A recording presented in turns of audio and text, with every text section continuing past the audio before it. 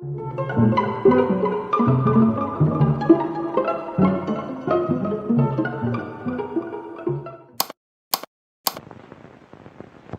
is Aldous Huxley, a man haunted by a vision of hell on earth.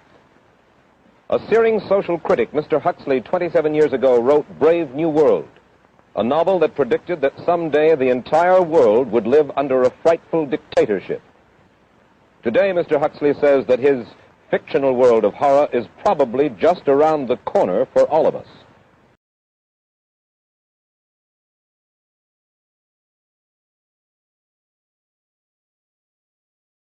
Who and what are the enemies of freedom here in the United States?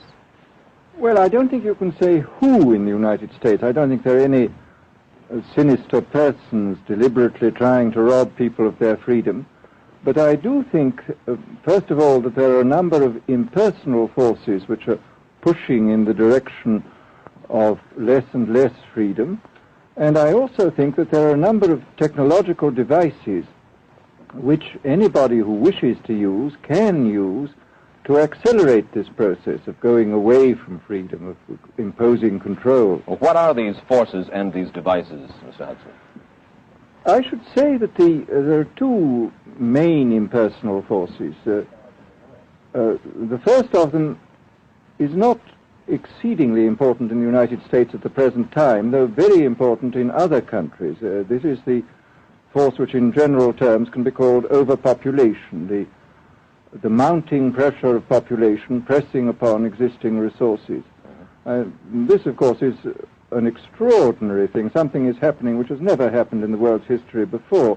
I mean, let's just take a simple fact that between the time of the birth of Christ and the landing of the Mayflower, the population of the Earth doubled. It rose from 250 million to probably 500 million. Today, the population of the Earth is rising at such a rate that it will double in half a century. Well, why should overpopulation work to diminish our freedoms? Well, in a number of ways. I mean, the experts in the field, like Harrison Brown, for example, pointed out that in the underdeveloped countries, actually the standard of living is at present falling, that people have less to eat and less goods per capita than they had 50 years ago. And as the position of these countries, the economic position, becomes more and more precarious, obviously the central government has to take over more and more responsibility for keeping the ship of state on an even keel.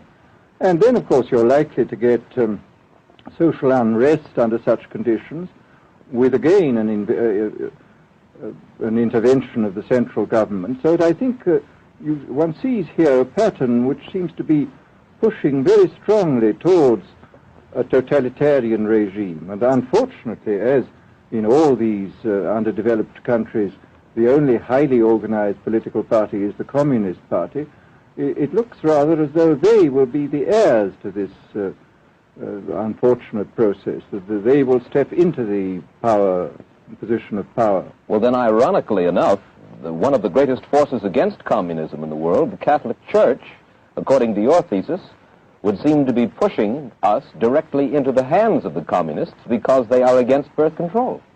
Well, I think this strange paradox probably is true. There is it's an extraordinary situation, actually. I mean, one has to look at it, of course, from a biological point of view. The whole essence of biological life on Earth is a question of balance, and what we have done is to practice death control in a most intensive manner without balancing this with birth control at the other end. Consequently, the birth rates remain as high as they were, and death rates have fallen substantially.